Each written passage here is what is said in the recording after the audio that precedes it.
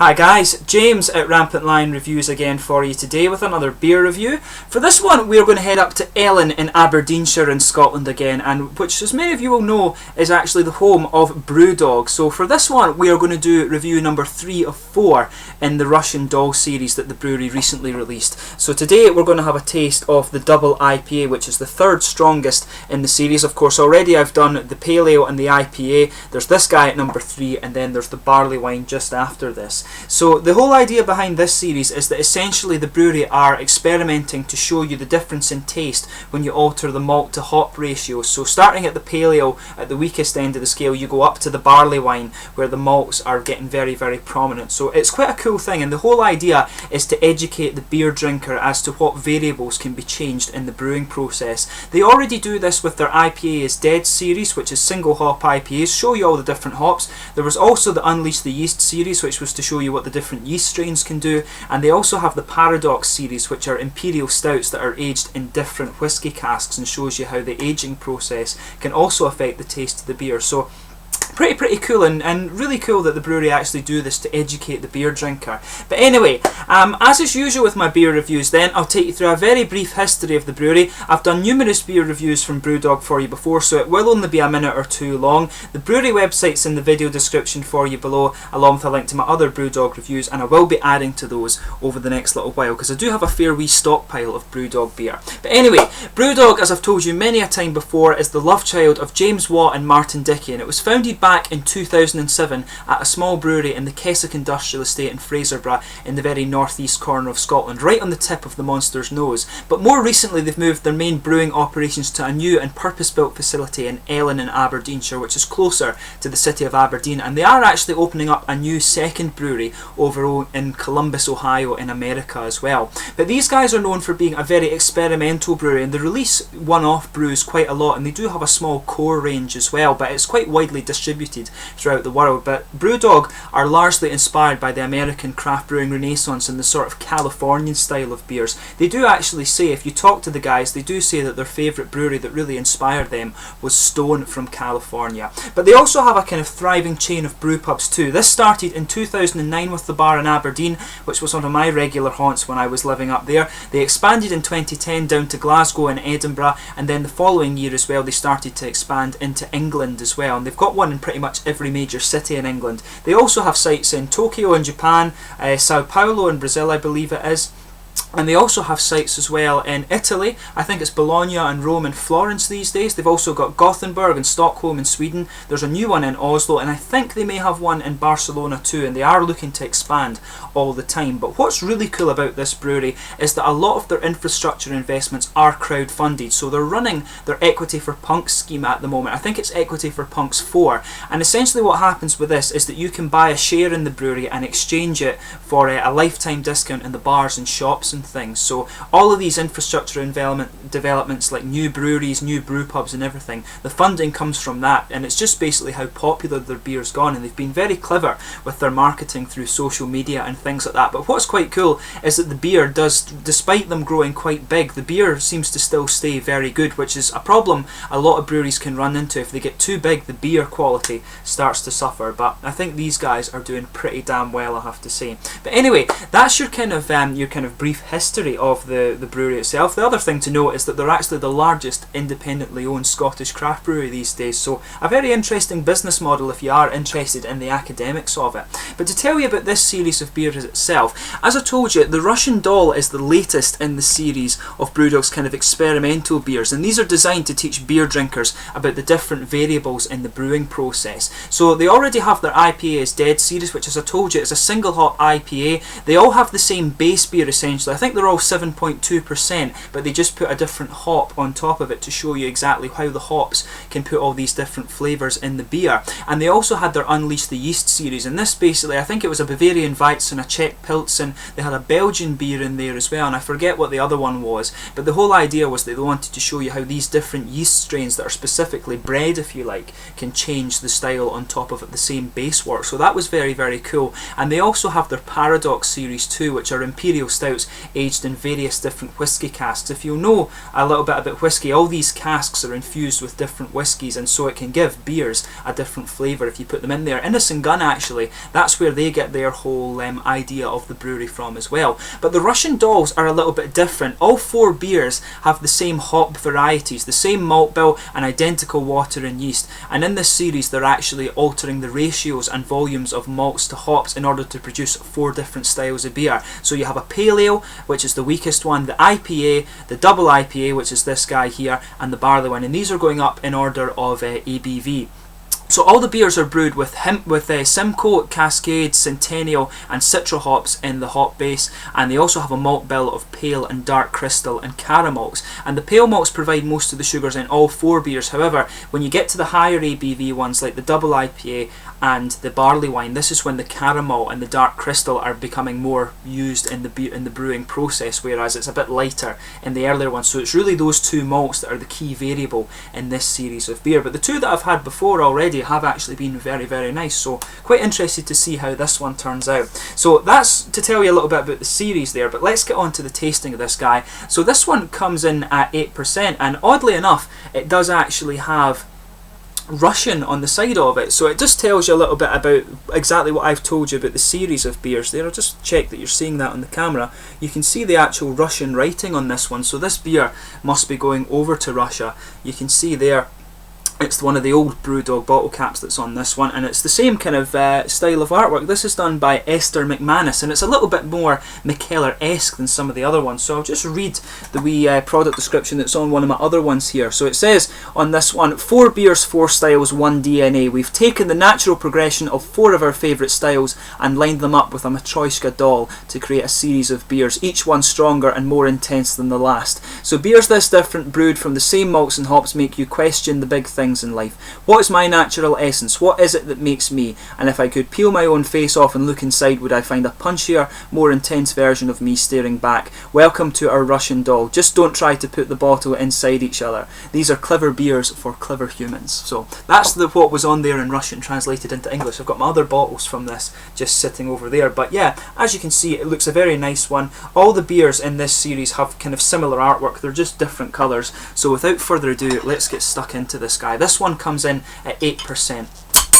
So as you can see, getting a wee bit of a ping off that, but as you can see, a nice little smoky opening there. So Simcoe hops, Cascade, Centennial, and I believe it was Citra as well. Just sugar it up a bit and get a bit of an aggressive pour on the last little bit. As you can see, it's come out quite nicely. I've got my nice Brewdog glass now, of course, so you can see it's poured a really rich dark amber, and I notice you can smell the fruits off this one really when you're pouring it out without paying too much attention. It is a nice hazy beer. I noticed that they're getting more and more hazy as you go up from the pale ale towards the barley wine, but it looks very, very nice. Definitely hazy, nice rich golden amber. It's a little bit darker than the other ones too, and there is a sort of quarter finger of a slightly frothy white head. There's a good bit of carbonation visible on this one, some big bubbles, a little bit of sediment is also visible on this too. This is probably just because I've had it in the fridge actually, but a lot of carbonation visible up towards the bottom of this beer, so it looks very nice. Bigger bubbles there too, but there is really quite a little bit of sediment in this one. So without further ado, let's give this guy a smell and see how we get on. It smells really quite nice actually. So yeah, as you would expect from this series, it actually really reminds me of the Hello My Name Is series, which is the double IPAs that they do. Those are quite cool as well, because I believe they're the same base beer, but they add these random different fruits to it. So you had Konnichiwa Kitsune, and then you had My Name is Ingrid, My Name is Meti Marie, Paivi was another one, and I've reviewed another one too, but the name escapes me. But it smells very nice, this. So you've got a kind of dark, slightly toasted, rich caramel malt base on this one, which is what you would expect, but that's quite underneath it. You can just get a little bit of a kind of pale bready malt if you sugar it up a little bit. I'm trying to do it lightly so I don't spill it, but there's a nice big tropical fruity aroma from this. You can really pick out the peaches. The peaches are quite sharp in the aroma here, and the peaches are really what you would get from the Citra hop, I think. The Centennial, you'll get the more grassy and sort of aromatic-y, piney resin ones. You will get a bit of that from the Simcoe as well, but Simcoe, if I remember rightly, gives you a little bit of a kind of It gives you a sort of orangey one, if I remember rightly. But yeah, it smells very, very nice. So there's a definite citrusy orange in there as well. Definitely a bit of grapefruit, but the peach is quite prominent when it comes to the tropical fruits. And you can pick up the aromatic-y and piney resin notes as well. Cascade hops is what gives you that nice juicy orangey one. You do get a little bit of grapefruit there too, and you can smell that. So there's quite a lot going on in the aroma of this beer, but that's exactly what you would expect from Brewdog when it's a double IPA. But a very, very nice smelling beer. As I always say, give them a smell before you taste them, because it's quite a good way to kind of train your nose and get used to all the different hops. But without further ado, let's get stuck into this beer. So this is the Russian Doll series, the double IPA, Slanja.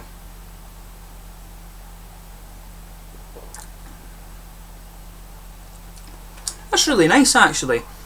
In comparison with the other double IPAs I've had from Brewdog, it is just a little bit more malty, but that's just on first taste. I'll just let my mouth adjust a wee bit more.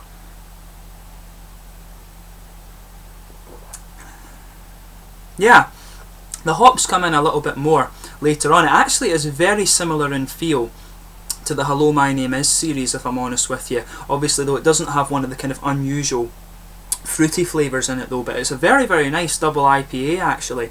There's a lot of hoppy character that kind of gives you this nice, slightly sourish tropical fruit flavour around the edges of the tongue, and that's spreading all the way around the edges of the palate where you would normally expect these hoppy characters.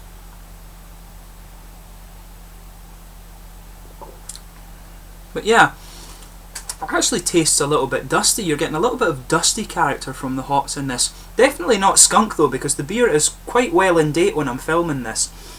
But yeah, it's got a nice kind of dusty feel to it, and that brings out the sort of piney resin flavours which you would expect, and those are just sitting there. They're kind of underpinning the whole thing. They're not too dry as sometimes they can come out in this style of beer, but there's a definite pine resiny element around the edge of the tongue there, and there's a little bit of aromatic character that comes out on the front kind of curve there, but it's beautifully done. Tropical fruits, like I was saying, you get this little oily bubble just coming behind the very front of your tongue there, and you're getting a nice juicy peach flavour, but there's a bit of kind of sourish, more grapefruity character from the Cascade hop coming out a bit in there. But yeah, it's a really nice double IPA, there's no mistake in that. You can really see what changing this malt to hops ratio does in the beer. This one is a lot darker and a lot more boozy than the IPA was, that's for sure. So you get just a little bit of the pale malt, that just kind of blankets the middle of your tongue there, and it's very light, and on top of that you've got this nice big dark caramel boozy character coming out there. You can taste a little bit of the booze in this one.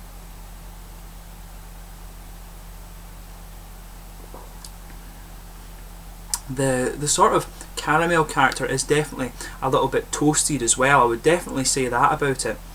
But around that you've got a nice juicy fruit character. The malt base is quite simple and quite boozy, and that's the whole idea. They want to keep the beer so that it's not too complex, if that makes sense, because they really want just to let you see how changing one variable can alter the beer. And it's just the same idea with all these kind of tasting beers, the tasting experimental beers that they do. But yeah, a very kind of pale malt base, just very, very light, and on top of that a big boozy kind of caramel in there. It's a little bit toasted, like I say, and there maybe is just a little bit of kind of slightly grainy character to it, but again, that could be the hops, because the hops are just a little bit dusty.